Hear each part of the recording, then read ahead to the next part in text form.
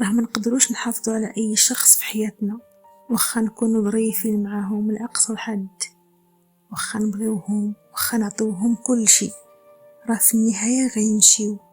ماشي حيت اي حاجة عطاها الشخص ما كانش كافية، ولكن شي وحدين الرغبات ديالهم كيتبدلوا، الاولويات ديالهم، وشي مرات حياتهم كتبدل اولا بلاصتهم كتبدل في حياتك.